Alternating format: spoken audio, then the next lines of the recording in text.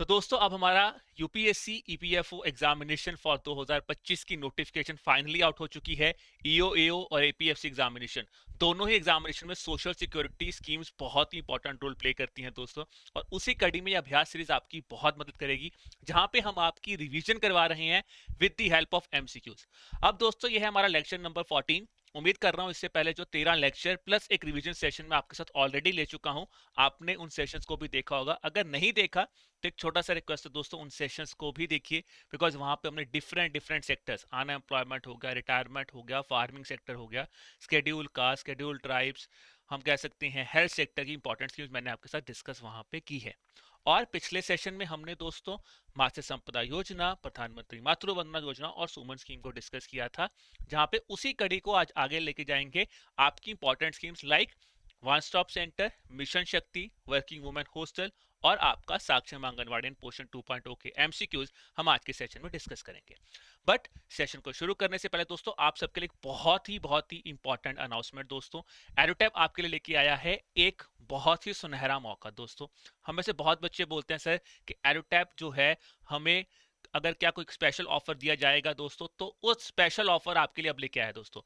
एडुटैप अपना अब तक का सबसे बेस्ट ऑफर, या कह सकते हैं ऐसा ऑफर जो हमने अभी तक नहीं दिया है, वो हम लेके आए हैं दोस्तों for our students for different examination. अगर आप ईपीएफओ एग्जामिनेशन की तैयारी कर रहे हैं दोस्तों, तो ईपीएफओ स्टूडेंट्स के लिए हम अपने सभी कोर्सेज के ऊपर फ्लैट 60% ऑफ लेके आए हैं दोस्तों, जिसके लिए आपको हमारी वेबसाइट www.edutap.in पे जाना है। वहां पे ईपीएफओ के कोर्सेज को आपको सिलेक्ट करना है और वहां पे आपको कोड यूज करना है वन टाइम 60। तो दोस्तों इस चीज के बारे में याद रखिए, बहुत इंपॉर्टेंट है। और ये ऑफर आपको मिल रहा है अभी 3 अगस्त 2025 तक। ठीक है, तो फटाफट में चाहिए दोस्तों, आप वेबसाइट पे जा सकते हैं और इस कूपन कोड को यूज करके ऑफर जो है यहाँ पे ले सकते हैं। बाकी दोस्तों अगर आप डिफरेंट डिफरेंट एग्जामिनेशंस की तैयारी कर रहे हैं, फॉर एग्जांपल आपके कोई near and dear ones SBI या किसी बैंकिंग एग्जामिनेशन की तैयारी कर रहे हैं, या फिर वो आरबीआई इरडा रिगार्डिंग एग्जामिनेशन की तैयारी कर रहे हैं, तो वहां पे भी आपके लिए बहुत ही सुनहरा मौका है दोस्तों। अगर हम रेगुलेटरी बॉडीज आरबीआई नाबार्ड की बात करें तो वहां पे फ्लैट 74% ऑफ दे रहे हैं। ठीक है जी, बैंकिंग एग्जामिनेशन में फ्लैट 75% ऑफ मिल रहा है। और अगर हम बात करें एफसी एग्जामिनेशन में, तो वहां पे फ्लैट 63% ऑफ आपको यहाँ पे दिया जा रहा है। ठीक है दोस्तों, चलिए अब शुरू करते हैं आज के सेशन के साथ। और पहला सवाल दोस्तों जो मैं आपसे पूछ रहा हूं, वो है प्रधानमंत्री मातृ वंदना योजना का जो होमवर्क क्वेश्चन मैंने आपको पिछले सेशन में दिया था। अब क्वेश्चन है यहाँ पे कौन सी स्टेटमेंट गलत है, इनकरेक्ट है। देखिए दोस्तों अगर हम बात करें यहाँ पे ऑप्शन नंबर बी इनकरेक्ट है, बिकॉज यहाँ पे बहुत क्लियर कट मेंशन किया गया है दोस्तों। प्रेग्नेंट वुमेन और आशा वर्कर्स को क्या एक्सक्लूड किया गया है? बिल्कुल नहीं दोस्तों। प्रेग्नेंट वुमेन और आशा वर्कर्स को तो मैंने आपको पढ़ाया भी था, एक्सक्लूड नहीं इंक्लूड किया। ये तो one of the important members है हमारी प्रधानमंत्री मातृ वंदना योजना स्कीम्स की। ठीक है, तो ये याद रखना है, ये इंपॉर्टेंट पॉइंट आपको यहाँ पे याद रखना है। हाँ, ये पढ़ा था हमने, अगर कोई गवर्नमेंट जॉब में कोई लोग काम कर रहे हैं तो वो वुमेन्स को इंक्लूड नहीं किया जाता, बिकॉज उनके लिए डिफरेंट जो आप कह सकते हैं बेनिफिट्स हैं, वो सरकार उनको ऑलरेडी उनकी जॉब में देती है, that is why they are not included. ठीक है दोस्तों, चलिए अब शुरुआत करते हैं आज की पहली स्कीम के ऊपर, जो कि है आपकी मिशन शक्ति स्कीम। अगर आप वुमेन एंड चाइल्ड डेवलपमेंट की स्कीम समझते हैं, तो यहाँ पे दो बहुत ही बड़ी अम्ब्रेला स्कीम्स हैं। एक आती है मिशन शक्ति, दूसरी आती है मिशन वात्सल्य।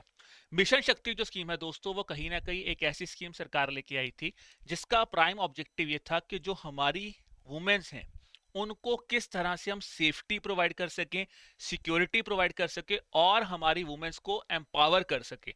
उस कंटेक्स्ट में सरकार लेके आई थी मिशन शक्ति स्कीम, जिसके अंतर्गत सरकार ने फर्दर ऑन दो डिविजन्स की। एक लेके आया समर्थ कंपोनेंट और एक लेके आया आपका संबल कंपोनेंट। संबल कंपोनेंट जो है दोस्तों, वो 100% सेंट्रल गवर्नमेंट देख रही है, यानी कि संबल, हम अपनी महिलाओं को क्या कहते हैं, संभल संभल के चलिए, बिकॉज बाहर की दुनिया का कुछ नहीं पता। तो यानी कि सेफ्टी और सिक्योरिटी की बात कौन करता है? संभल कंपोनेंट करता है।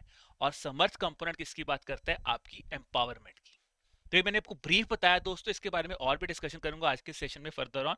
अब आपको मुझे बताना है कि मिशन शक्ति के रिगार्डिंग ये कौन सी स्टेटमेंट यहाँ पे इनकरेक्ट है। ठीक है जी, तो क्वेश्चन है दोस्तों, जो नारी अदालत मिशन है या नारी अदालत स्कीम है अंडर द मिशन शक्ति, वो एक ऑल्टरनेट ग्रीवांस रिड्रेसल देता है वुमेन्स को at the grass root level. दूसरा है the scheme subsume schemes like Pradhan Mantri Matru Vandana Yojana and one stop centre. क्या प्रधानमंत्री मातृ वंदना योजना और आपकी वन स्टॉप सेंटर इसके अंदर सबज्यूम होती है या नहीं? मातृ वंदना योजना तो पिछली बार ही पढ़ाई है, होमवर्क क्वेश्चन भी करवा दिया। तो बताइए, मैंने पढ़ाया था आपको कि किसके पार्ट है, किस स्कीम का पार्ट है, तो क्या वहां पे हमने पढ़ा था मिशन शक्ति का पार्ट है या नहीं है? फिर under the Sambal component women can receive free legal aid for property disputes through the gram panchayat courts. क्या यार आपके प्रॉपर्टी डिस्प्यूट्स भी यहाँ पे जो हैं वो मैनेज किए जा सकते हैं? बताइए। और फिर आ जाता है सभी के सभी स्टेटमेंट्स यहाँ पे सही हैं। तो दोस्तों अगर हम बात करें यहाँ पे थर्ड स्टेटमेंट गलत है। अब देखिए समझिए, मैंने आपको बोला संबल कंपोनेंट जो है वो बात करता है सेफ्टी और सिक्योरिटी की बात। अब सेफ्टी सिक्योरिटी में सरकार ने बोला कि हमें सेफ्टी सिक्योरिटी देनी है। उसमें सबसे पहला हमारा काम क्या है, हम महिलाओं को एक ऐसा एफर्ट लेके आ रहे हैं जहां पे हम उनको सिक्योर फील करवा पाए। अब सिक्योरिटी में क्या है, हमने यहाँ पे मोटा मोटा 4 इंपॉर्टेंट कंपोनेंट्स को इंक्लूड किया। 4 इंपॉर्टेंट स्कीम्स। कौन सी? वन स्टॉप सेंटर स्कीम, फिर आ जाती है आपकी वुमेन हेल्पलाइन, क्योंकि ये सेफ्टी की बात है ना, वुमेन हेल्पलाइन, बेटी बचाओ बेटी पढ़ाओ। अब आप बोलोगे सर ये कैसे हो गया? देखो यार, gender based selection, gender based selection बड़ा इंपॉर्टेंट पार्ट है दोस्तों आजकल के टाइम पे। बिकॉज बहुत बार क्या होता है, भ्रूण हत्या आप सबने सुनी होगी, लड़कियों को कितना मारा जाता था। अब उनकी सेफ्टी ही तो है ना, उनका बर्थ होना, गर्ल बर्थ करना सेफ्टी ही तो है। तो बेटी बचाओ बेटी पढ़ाओ संबल कंपोनेंट का पार्ट बना। और फिर आया है नारी अदालत, एक नया कंपोनेंट ऐड किया सरकार ने, नारी अदालत। बिल्कुल सही है जी, एक ऑल्टरनेट ग्रीवांस सिस्टम हमने स्टार्ट किया है वुमेन्स को उनके राइट्स देने के लिए। अब यहाँ पे किस तरह के केस आते हैं? प्रॉपर्टी डिस्प्यूट्स नहीं आते हैं यहाँ पे। केस आते हैं जैसे हरासमेंट का केस हो गया जी, कोई हरासमेंट हो गई है, ठीक है, कोई उनके जो नॉर्मल अधिकार हैं, जो कटेलमेंट ऑफ द राइट्स, जो वुमेन्स के नॉर्मल अधिकार हैं कि यार वुमेन रह रही हैं, उनको डिग्निफाइड तरीके से रहने नहीं दिया जा रहा है, उनको बोला जाता है कि आप ये नहीं करेंगे, आप वो नहीं करेंगे, जो उनके प्रॉपर जो एक रहने के राइट्स होते हैं ना, उसके बारे में बात करता है। उन तरह के जो आप कह सकते हैं ग्राम पंचायत लेवल पे मसले सुलझाए जा सकते हैं ना, उनको यहाँ पे सुलझाया जाता है। देखिए प्रॉपर्टी का डिस्प्यूट कभी भी ग्राम पंचायत लेवल पे नहीं सुलझता। Property dispute is not meant, वो ग्राम पंचायत पे कैसे सुलझेगा? आप कभी ये तो ना बोले कि पंचायत ने फैसला दिया मैं अपनी प्रॉपर्टीज को दे दूं, आप कभी भी नहीं होता ये चीज। तो आप कोर्ट में जाते हो, हाई कोर्ट में जाओगे, सुप्रीम कोर्ट में जाओगे, तो ये वाला चीज अगर आप इसको थोड़ा सा लॉजिकली भी सोचो ना, तो भी आप समझ पाओगे कि यार ये स्टेटमेंट थोड़ा सा गलत लग रहा है, क्योंकि प्रॉपर्टी डिस्प्यूट्स क्या ग्राम पंचायत लेवल पे सेटल हो जाएंगे? ऐसा तो नहीं होगा। एक तरफ से आप कह रहे हैं वुमेन को एम्पावर करना है, वुमेन को सेफ्टी सिक्योरिटी देनी, और हम बोले प्रॉपर्टी डिस्प्यूट्स ग्राम लेवल पे हो जाए, नहीं हो पाएंगे ना। तो आपको कहीं ना कहीं यूपीएससी के एग्जामिनेशंस में एक चीज पे ध्यान देना है, हमें बहुत ही प्रैक्टिकल होके बहुत ही ध्यान से स्टेटमेंट्स को समझना है, तभी हम इन आंसर्स को आप कह सकते हैं काफी अच्छे तरीके से हैंडल कर सकते हैं। ठीक है दोस्तों, पहला क्वेश्चन क्लियर हो गया। अब आते हैं दूसरे सवाल के ऊपर, जो कि समर्थ्य कंपोनेंट के ऊपर आता है।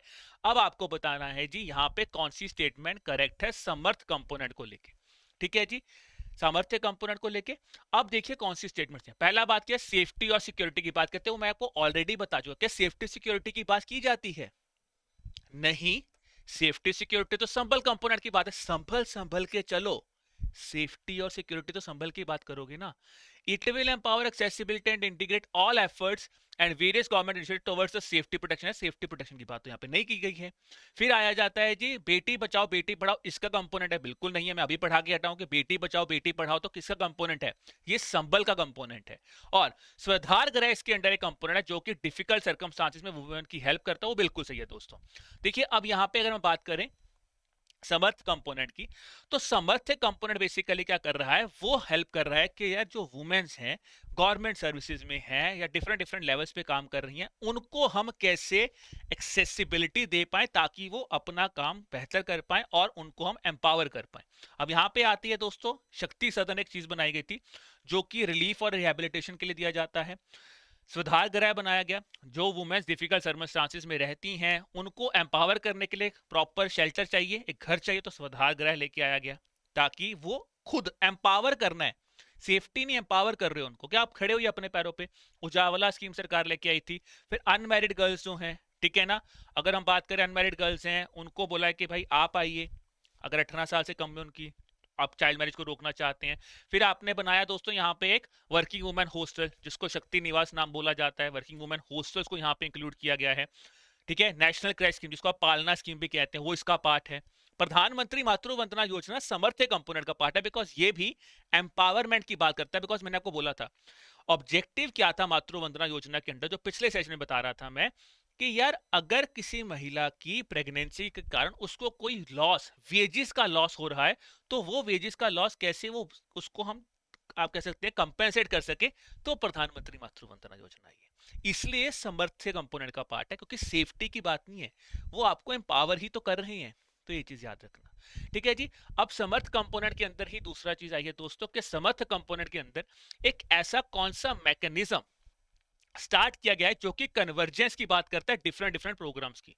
तो उसका नाम क्या है दोस्तों, ये आपको मुझे बताना है। शक्ति केंद्र समूह, महिला सहायता केंद्र, नारी सेवा केंद्र, या फिर hub for empowerment of women. तो दोस्तों यहां पे आंसर आ जाता है option number D, hub for empowerment of women. एक नया कंपोनेंट बनाया गया है समर्थ कंपोनेंट के अंदर, जिसका ऑब्जेक्टिव सिंपल है कि हम डिफरेंट डिफरेंट सेक्टर्स की डिफरेंट डिफरेंट प्रोग्राम्स को लेके हैं, ताकि जो वुमेन की आप कह सकते हैं एक तरह से ना, उन सबको इकट्ठा कर लीजिए और कहीं ना कहीं जो मैकेनिज्म्स हैं उनको इस तरह यूटिलाइज कीजिए कि जो वुमेन की एम्पावरमेंट करने का हमारा जो लक्ष्य है मिशन शक्ति के अंदर, हम उसको यूटिलाइज कर सके। ठीक है दोस्तों, तो ये याद रखना है। और एक चीज और याद रखना कि वैसे तो चांस बहुत ही कम है, बट क्योंकि यार यूपीएससी है, वो कुछ भी पूछ सकता है, कई बार इन डेप्थ जाके भी सवाल पूछता है, और अब तो हमारी नोटिफिकेशन आ चुके हैं, तो हमें चीजों को अच्छी तरह पढ़ना ही है। तो याद रखना यहाँ पे महिला शक्ति केंद्र, ठीक है, महिला शक्ति केंद्र और महिला पुलिस वॉलंटियर, तो ये सरकार की पहली दो स्कीम्स थी, जो कि अभी जब ये स्कीम अनाउंस हुई थी मिशन शक्ति, तब तो इनको ले आए थे समर्थ कंपोनेंट के अंदर, बट बाद में सरकार ने इन दोनों स्कीम्स को डिसकंटिन्यू ही कर दिया है। महिला शक्ति केंद्रास और महिला पुलिस वॉलंटियर दोनों स्कीम्स को ही सरकार ने डिसकंटिन्यू कर दिया। तो ये याद रखना कि ये स्कीम अभी रनिंग ही नहीं है, डिसकंटिन्यू कर दी है सरकार ने। ठीक है जी, तो ये था दोस्तों हमारा इंपॉर्टेंट रिगार्डिंग मिशन शक्ति स्कीम। अब देखिए मिशन शक्ति स्कीम से ही आगे स्कीम्स निकलेंगी, one stop centre, working women hostel, जो कि हम बात कर सकते हैं, ठीक है, पालना स्कीम की बात करते हैं, नेशनल क्रैश स्कीम की बात करते हैं।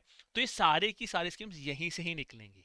उसी कंटेक्स्ट में ही आज दो स्कीम्स आपके साथ डिस्कस करके जा रहा हूं, जिसमें से अनदर इंपॉर्टेंट स्कीम है वन स्टॉप सेंटर स्कीम। ठीक है जी, बड़ी इंपॉर्टेंट स्कीम है दोस्तों वन स्टॉप सेंटर स्कीम। अब बात करते हैं वन स्टॉप सेंटर के ऊपर। आपको मुझे बताना है यहाँ पे कौन सी स्टेटमेंट वन स्टॉप सेंटर को लेके करेक्ट है।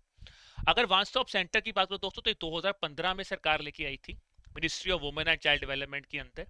और इस स्कीम का ऑब्जेक्टिव बेसिकली क्या था कि हमें सपोर्ट प्रोवाइड करने, देखो नाम क्या है, वन स्टॉप सेंटर, आपने इसको नाम से समझो, वन स्टॉप सेंटर, यानी कि यार जो भी वुमेन जिनके साथ वायलेंस हो रहा है, किसी प्राइवेट स्पेस में या पब्लिक स्पेस में हरासमेंट हो रही है, उनके लिए हम एक काइंड ऑफ इमरजेंसी के टाइम पे एक ऐसा सेंटर बना दे कि यार वो वहां पे आके रह सकें, वहां पे उनको एक एक वन स्टॉप सेंटर बना दे। हम बात करते हैं ना वन स्टॉप सेंटर होना चाहिए, वो चीज यहाँ पे लेके आई थी। अब यहाँ पे पूछा है कौन सी स्टेटमेंट सही है। पहला चीज ये पूछा है कि यार ये संबल वर्टिकल कंपोनेंट है, हमने अभी पढ़ा था संबल का है या समर्थ का है, क्योंकि ये सेफ्टी की बात करते हैं तो संबल कंपोनेंट का पार्ट है, बिल्कुल सही। ये ऑपरेशनलाइज सिर्फ वर्किंग आवर्स पे टाइम पे होता है, वीकेंड्स पे नहीं होता, तो ये यार ये स्टेटमेंट गलत है। अब ये अगेन स्टेटमेंट अगर आप इसको थोड़ा सा प्रैक्टिकली सोचेंगे तो क्वेश्चन का पता चल गया कि यार ये स्टेटमेंट गलत है। क्यों? क्योंकि देखिए हम कह रहे हैं कि एक वन स्टॉप सेंटर है जो कि इमरजेंसी के टाइम पे एक्सेस दे सकते हैं, काइंड ऑफ रूफ दे सकते हैं, ताकि वो फाइट कर सके किसी फॉर्म ऑफ वायलेंस के साथ। एक सॉर्ट ऑफ हम घर दे रहे हैं, एक सेंटर प्रोवाइड कर रहे हैं, और हम ये कहेंगे कि यार सिर्फ वर्किंग आवर्स में मिलेगा, वीकेंड पे नहीं देंगे। इमरजेंसी कभी आती है कि यार वीकेंड के टाइम पे इमरजेंसी नहीं आएगी, ऐसा नहीं ना हो सकता। ठीक है, अब तीसरी स्टेटमेंट पढ़ो, aims to provide emergency, non emergency and integrated services under one roof to women affected by violence. ये बिल्कुल सही, बिकॉज यही ये करना चाहता है। तो यहां पे आंसर बन जाएगा ऑप्शन नंबर ए, 1 एंड 3 यहां पे राइट आंसर है। ठीक है दोस्तों, अब बात करते हैं अगली स्कीम, अगली क्वेश्चन के ऊपर। Identify the incorrect statement about the one stop centre scheme here. अब यहां पे बोला गया है कि वन स्टॉप सेंटर के अंदर सिर्फ उन्हीं वुमेन्स को जिनकी एज 18 साल या उससे ज्यादा है उनको कैटर किया जाता है, और ये माइनस को कैटर नहीं करती।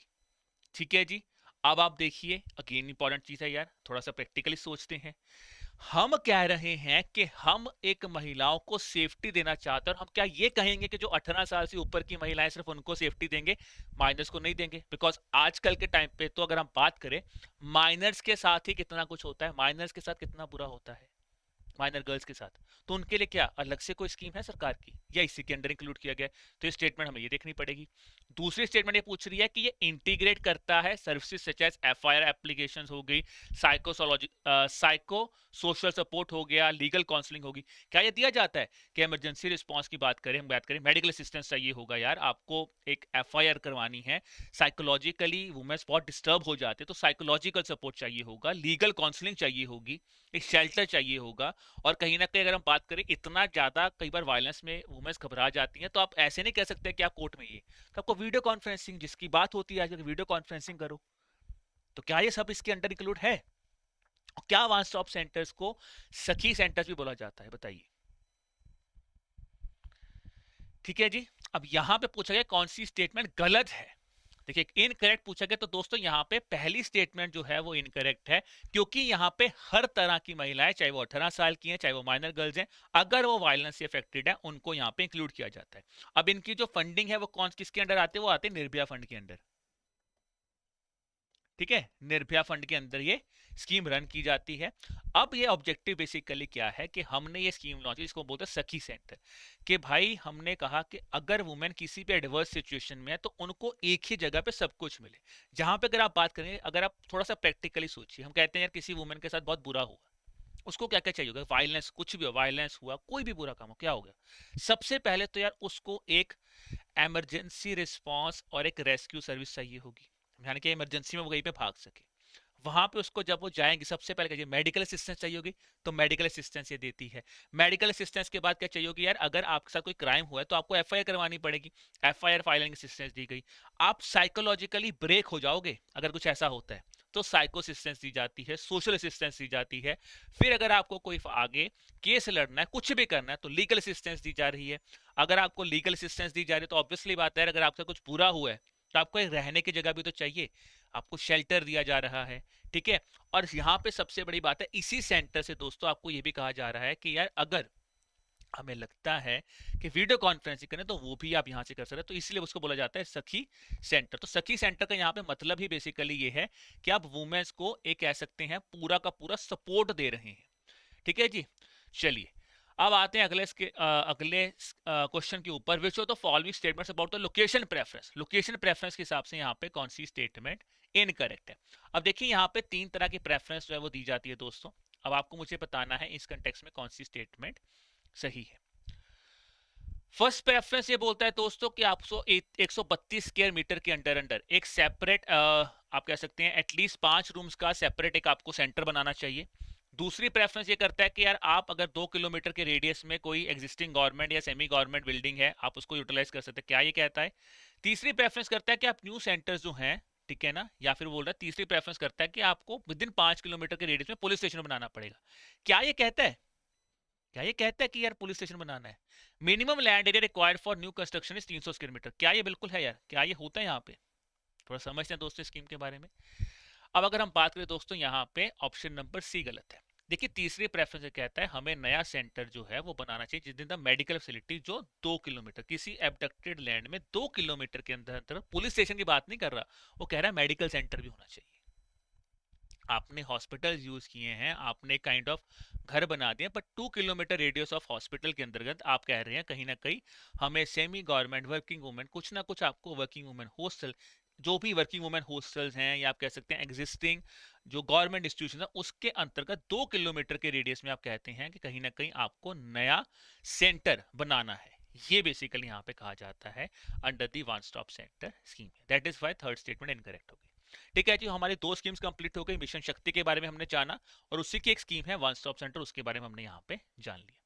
अब बात करते हैं हमारी आज की अगली स्कीम के ऊपर जिसका नाम है working women hostel scheme. Again बहुत ही इंपॉर्टेंट स्कीम है यार। देखिए अब ये यहाँ पे याद रखिए, अब ये स्कीम जो आएगी यहाँ पे बेसिकली बात की जा रही है जो महिलाएं वर्किंग हैं यार, उनके साथ आप कह सकते हैं इंडिपेंडेंट भी हैं या आप कह सकते हैं डाइवोर्सी हैं बट वो काम करना चाहती हैं, ठीक है, डिपेंडेंट है, तो उनको यहाँ पे एक सेफ अफोर्डेबल और एक आप कह सकते हैं कन्वीनियंटली अकोमोडेशन प्रोवाइड करना ऑब्जेक्टिव है वर्किंग वुमेन हॉस्टल स्कीम का।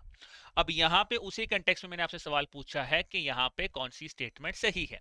उन्होंने बोला है कि वर्किंग वुमेन हॉस्टल के अंतर्गत गर्ल्स जो हैं 18 साल तक, यानी कि बेटियां जो हैं 18 साल तक और लड़के 5 साल तक रह सकते हैं वर्किंग मदर्स के साथ। क्या सही है जी? क्या 18 साल तक लड़कियां रह सकती हैं या 12 साल तक रहती हैं? दूसरा है प्रेफरेंस गिवन दी जाएगी to the women from disadvantage section and there is also reservation for physically challenge beneficiaries. कैसा है जी? रिजर्वेशन है दी जाती फिजिकली चैलेंज बेनिफिशियरीज के लिए या नहीं दी जाती? क्या या डिसएडवांटेज सेक्शन को प्रेफरेंस दोगे या नहीं दोगे? तीसरी स्टेटमेंट है working women are eligible for hostel accommodation even if their immediate family resides in the same city और एरिया। अब मुझे बताइए यहाँ पे कौन सी स्टेटमेंट सही है? अगर हम बात करें दोस्तों तो यहाँ पे फर्स्ट एंड सेकंड स्टेटमेंट सही है। देखिए क्या है, अगर आप हॉस्टल एकोमोडेशन में अगर आपकी फैमिली साथ में ही रहती है तो नहीं आप रह सकते। यहाँ पे ये क्या बोला गया दोस्तों, इंपॉर्टेंट पॉइंट समझिए। यहाँ पे बोला गया है सिंगल है, कोई विडो है, कोई डाइवोर्सी है, कोई सेपरेटेड है, या फिर कोई मैरिड लड़की है बट वो सेपरेटली रह रही है, तो आप उनको इंक्लूड कर सकते हैं। अगर आपका घर उसी एरिया में तो नहीं बोला कि यार आप हॉस्टल में ले जाइए, ठीक है ना? तो नहीं बोला गया। अगर आपकी इमीडिएट फैमिली यहीं पे रहती है तो नहीं कहते, कहते कि अगर आप कहीं बाहर रहते हो और आपकी इमीडिएट फैमिली नहीं है तो आप यहाँ पे आ सकते हैं। फिर ये बोला गया है कि अगर कोई जॉब कर रहा है तो उनको बोला गया यार एक साल के अंदर, 1 साल की आपको ट्रेनिंग है, उसके लिए आप यहाँ पे ट्रेनिंग में आइए। 30% हॉस्टल की जो वैकेंसी सीट्स हैं, यानी कि 30% सीट्स जो हैं वो हम लोग वर्किंग वुमेन्स के लिए रख जाते हैं। अगर कोई लड़की वो वर्किंग वुमेन है तो ये याद रखना है। डिसएडवांटेज सेक्शंस को यहाँ पे इंक्लूड किया जाता है दोस्तों। बेनिफिशियरीज ऑब्वियसली बात है, जो फिजिकल चैलेंज बेनिफिशियरीज है उनके लिए भी रिजर्वेशन रखी गई है यहाँ पे, ठीक है? तो ये चीज याद रखना। अगला क्वेश्चन है जी, identify the incorrect statements about the working women hostel scheme. Women undergoing job training are eligible regardless of training duration. देखो ये तो मैं अभी पढ़ा के हटा हूं कि अगर ट्रेनिंग के अंदर हो तो क्या यार ड्यूरेशन नहीं है ऐसा, तो अभी बता के हटा हूं ये तो। Working mothers can also avail of services of the day care centre under the scheme. The scheme is a part of umbrella programme of mission Shakti. तो यहाँ पे कौन सी स्टेटमेंट इनकरेक्ट है? तो दोस्तों यहाँ पे भी पहली ही स्टेटमेंट गलत है, क्योंकि देखो यार अगर हम इस क्वेश्चन को देखें, अभी पहले क्वेश्चन को, ठीक है, हमने बोला कि जो गर्ल्स हैं 18 साल तक रह सकते हैं। अगर यह गर्ल्स और बॉयज 18 साल और 5 साल तक, 18 साल तक लड़कियां 5 साल तक लड़कियां, तो इसका मतलब डे केयर फैसिलिटी तो यूज हो ही रही है ना? तो ये स्टेटमेंट सही होगी। अब क्या है, मिशन शक्ति का पार्ट है, बिल्कुल अभी तो पढ़ के आए मिशन शक्ति से, उसी से तो निकल के आई है स्कीम, बिल्कुल सही बात है। अब देखिए अगर यार आप ट्रेनिंग के अंदर है तो आपको 1 साल के लिए यहाँ पे रखा जाता है, और ये भी बोला जाता है कि अगर आपकी ट्रेनिंग लग जाती है 1 साल के बाद या आपकी जॉब लग जाए तो आप विद इन 6 मंथ, हमें यहाँ पे विद इन 6 मंथ बाद आप यहाँ पे छोड़ सकते हैं। अब यहाँ पे इनकम क्राइटेरिया भी है। इनकम क्राइटेरिया क्या है? 50,000 पर मंथ। अगर आपकी सैलरी 50,000 तक ही है तो आप मेट्रो सिटीज में इसकी हेल्प ले सकते हैं।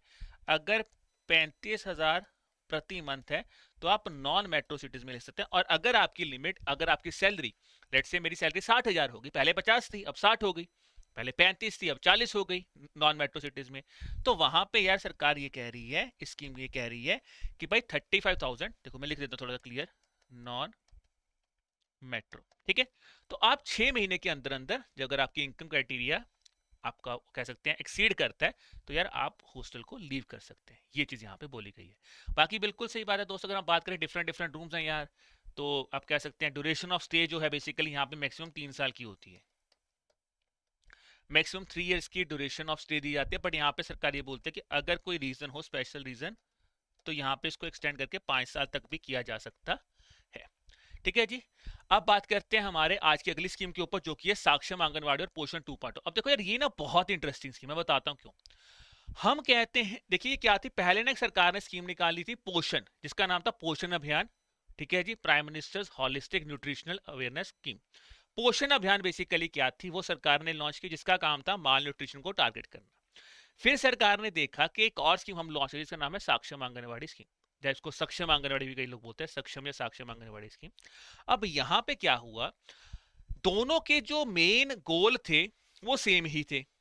सक्षम आंगनवाड़ी में भी कहीं ना कहीं आप माल न्यूट्रिशन को कैटर कर रहे थे। आप कह रहे थे कि यार चाइल्ड वेस्टिंग, चाइल्ड स्टंटिंग, उससे कैटर कैसे देखा जाए, उसको कैसे हम लोग कंट्रोल कर सकते हैं, और पोषण भी यही कर रहा था। तो दोनों को क्लब करके आपने सक्षम आंगनवाड़ी और पोषण 2.0 स्कीम जो है वो 2021 में स्टार्ट कर दी, ठीक है जी। अब एक स्कीम और आती है जिसका नाम है पीएम पोषण। मैंने क्यों बोला, क्यों पोषण का नाम लिया था, पीएम पोषण, इसको बोलते हैं पोषण शक्ति निर्माण। अब यार ये स्कीम ना मिनिस्ट्री ऑफ एजुकेशन की स्कीम है, और ये बेसिकली क्या है, जो आपने नाम सुना मिड डे मील स्कीम, ये उसी का कहीं ना कहीं अपग्रेडेड वर्जन है। तो ये डिफरेंस याद रखना कि पीएम पोषण स्कीम है पर वो आपकी न्यूट्रिशन वाली नहीं है, वो पोषण शक्ति निर्माण स्कीम है, और पोषण 2.0 जो है अब जो न्यूट्रिशन वाली है वो यहाँ पे मर्ज हो चुकी है। ठीक है जी। अब बात करते हैं दोस्तों सक्षम आंगनवाड़ी और पोषण 2.0 अभियान के बारे में। तो क्वेश्चन ये है कि पोषण अभियान जो है वो भी कंटिन्यू करता है कि जो भी out of school girls and the age of 11 to 14, क्या यार उसको पोषण अभियान कैटर करते हैं या कोई और कैटर करते हैं। फिर लिखा गया है child Aadhaar card is mandatory requirement to access the benefits under the scheme. The only pre condition for availing the services registration with Aadhaar identification at the nearest anganwadi centres. और इसमें लिखा scheme does not cover adolescent girls residing in north eastern states. यहाँ पे कौन सी statement सही है, तो यहाँ पे दोस्तों स्टेटमेंट ऑप्शन नंबर सी सही है कि यार एक ही प्री कंडीशन रखी है कि आप आधार आइडेंटिफाइड जुड़ गए अपने नियरेस्ट आंगनवाड़ी सेंटर्स के अंदर। अब थोड़ा सा स्कीम को समझते हैं।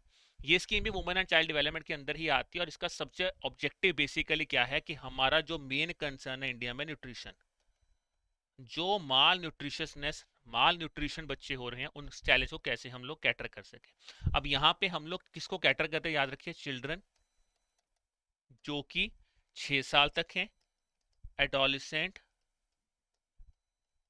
गर्ल्स जो कि 14 से 18 साल तक की एडोलिसेंट गर्ल्स हैं, फिर आ जाता है प्रेग्नेंट एंड लैक्टेटिंग मदर, उनको हम यहाँ पे कैटर करते हैं।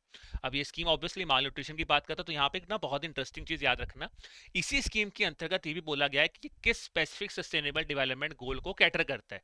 तो ये बेसिकली दोस्तों SDG 2 जिसको आप बोलते हैं जीरो हंगर, और SDG 4 क्वालिटी एजुकेशन, दोनों को ही देखता है। माल न्यूट्रिशन की बात भी करता है बट कहीं ना कहीं एजुकेशन की बात भी करता है। और मैंने इसलिए लिखा था SDG 4 क्योंकि बहुत बार बच्चे SDG 2 समझ लेंगे कि यार हंगर की बात तो करेगा ही करेगा, SDG 4 भूल जाओगे, तो वो भी याद रखना। ठीक है जी। अब देखो क्या है कि अगर आप स्कूल्स में जाओगे तो यहाँ पे basically different diversity of diets की बात कर रहा है, वो कह रहे हैं फोर्टिफिकेशन ऑफ फूड्स की बात कर रहा है। फिर ये कहता है कि यार जो लोकल फूड है ना उसको प्रमोट करो, लोकल डाइट को प्रमोट करो। फिर उन्होंने बोला है कि यार जो ट्रेडिशनल नॉलेज है, जो ट्रेडिशनल आपकी नॉलेजेस है उनको यूज करो, ताकि जो ट्रेडिशनल फूड हम यूज करते थे उसको यूज करो यार, उसको लेके आ जाओ। ठीक है ना, तो ये वाला पार्ट याद रखना। अब अगर हम बात करें दोस्तों तो यहाँ पे मोटा मोटा अगर हम बात करें तो यहाँ पे मोटा मोटा हमारी 3 या 4 बेसिकली काइंड ऑफ स्कीम है जिनको हमने यहाँ पे मर्ज किया। कौन से थे, पोषण अभियान, आंगनवाड़ी, ठीक है जिसको आप सक्षम आंगनवाड़ी कहते हो, अर्ली चाइल्डहुड केयर इंस्टीट्यूशन, और आपने नेशनल फूड सिक्योरिटी एक्ट के अंदर जो हमारा नेशनल न्यूट्रिशन, जो हमारा न्यूट्रिशन प्रोग्राम है नेशनल फूड सिक्योरिटी एक्ट के अंदर, उनको बेसिकली आपने यहाँ पे सप्लीमेंट किया, इकट्ठा किया और स्कीम को लॉन्च यहाँ पे कर दिया है। ठीक है जी। अगर हम बात करते हैं दोस्तों pregnant women and lactating mother की बात करते हैं, या फिर हम बात करते हैं सक्षम आंगनवाड़ी की, तो वहाँ पे बेसिकली एडोलिसेंट गर्ल्स जो एस्पिरेशनल डिस्ट्रिक्ट्स में हैं या फिर नॉर्थ ईस्टर्न स्टेट्स में, वहाँ पे ज्यादा फोकस किया जा रहा है। ठीक है, तो ये आपको चीजें यहाँ पे पता होनी चाहिए। अब बात करते हैं दोस्तों आज के होमवर्क क्वेश्चन के ऊपर। आपको मुझे बताना है यहाँ पे कौन सी स्टेटमेंट गलत है। देखिए मैंने काफी चीजें आपको बता दी हैं, तो मुझे लग रहा है कि आप बहुत ही इजीली इस क्वेश्चन का आंसर यहाँ पे दे सकते हैं। फटाफट में दोस्तों मुझे कमेंट सेक्शन में बताइए कि स्पेसिफिक क्वेश्चन का आंसर क्या होगा। बाकी दोस्तों जैसा मैंने आपको सेशन की शुरुआत में बताया था कि हम आपके लिए बहुत ही सुनहरा मौका लेके आए हैं। अगर आप अपनी प्रिपरेशन को एक स्ट्रक्चर्ड वे में करना चाहते हैं तो आप हमारे एडोटैप कोर्सेज के साथ जा सकते हैं, जहां पे अब आपको फ्लैट 60% ऑफ मिल रहा है हमारे EPFO कोर्सेज के ऊपर। कोड है 1 टाइम 60। बट अब कोर्सेज कौन से हैं दोस्तों, जो हमने आपको कोर्सेज दिए हैं, ये 3 तरह के कोर्सेज हम आपको दे रहे हैं दोस्तों, जिनमें हमारा एक ही उद्देश्य है कि आप एक सक्सेसफुल कैंडिडेट बने, जो आपका टारगेट है आप उसको अचीव कर पाए। ठीक है जी।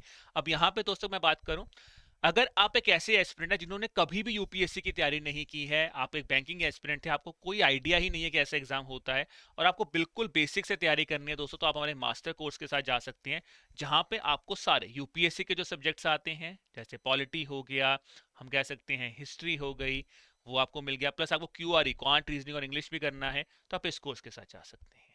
बिल्कुल बेसिक से तैयारी करनी है।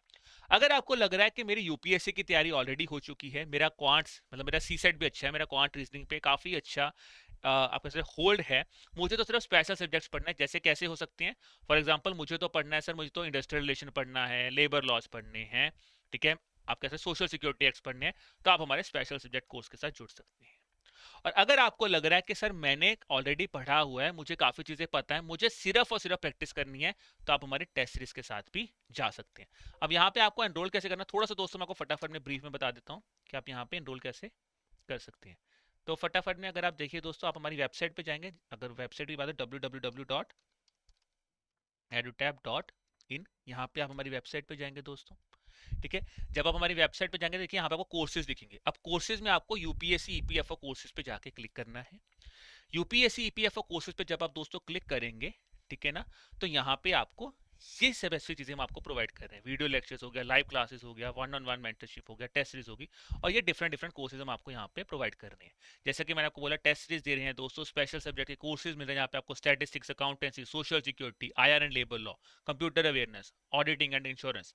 इनके बारे में पढ़ना तो आप स्पेसिफिक कोर्स के साथ जा सकते हैं। बाकी मास्टर कोर्स तो मैंने आपको बताया ही है दोस्तों, यहाँ पे आपको सब चीजें मिल जाएंगी। ठीक है, तो आप यहाँ पे जाके जिस भी स्पेसिफिक कोर्स के साथ आप जुड़ना चाहते हैं वहां पे जाके आप स्पेसिफिक कोर्स को एनरोल कर सकते हैं। ठीक है दोस्तों, तो ये था हमारा आज का सेशन। उम्मीद कर रहा हूँ आपको सेशन काफी बढ़िया लगा होगा, काफी मजा आया होगा। प्लस आपका जो सोशल सिक्योरिटी स्कीम्स, काफी प्रिपरेशन आपकी अच्छी चल रही होगी दोस्तों। बाकी अगर आपके मन में कोई भी डाउट आता है दोस्तों, तो हम हमेशा आपके साथ हैं। ठीक है, आप हमें ईमेल कर सकते हैं, दैट इज एट hello@edutap.co.in। आप हमारे साथ कॉल कर सकते हैं ऑन द नंबर 8146207241। ठीक है दोस्तों, तो again I wish you all the best. अब मैं आपको नेक्स्ट वीक मिलूंगा, तब तक मैं उम्मीद कर रहा हूं कि आप हमारे पुराने सेशंस को भी अच्छी तरह देख लेंगे। तो कॉम्प्रिहेंसिव तरीके से हमें सोशल सिक्योरिटी स्कीम्स को पढ़ना है, बिकॉज इस एग्जामिनेशन में ना, यूपीएससी एग्जामिनेशन में एक चीज याद रखना, यहाँ पे आपको चीजें रटनी उतनी ज्यादा इंपॉर्टेंट नहीं है, बट चीजें समझनी बहुत इंपॉर्टेंट है। बिकॉज यहाँ पे मेजोरिटी ऑफ टाइम आपकी अंडरस्टैंडिंग में यूपीएससी बहुत खेलेगा, आपको फैक्ट्स पे कम खेलेगा। आपके फैक्ट्स पूछेगा भी, बट वो भी अंडरस्टैंडिंग के हिसाब से। तो हमने काफी अंडरस्टैंडिंग बिल्ड किया पुराने सेशंस में दोस्तों। उम्मीद कर रहा हूं आप वो सेशंस देख चुके होंगे, अगर नहीं देखे तो प्लीज उन सेशंस को भी देखिए। ठीक है जी, प्लस अपनी प्रिपरेशन को आगे लेके जाइए। कोई भी डाउट आता है हम हमेशा आपके साथ हैं। चलिए जी, मिलते हैं आपको अगले हफ्ते। तब तक के लिए अपनी मेहनत करते रहिए, पढ़ते रहिए। बाय।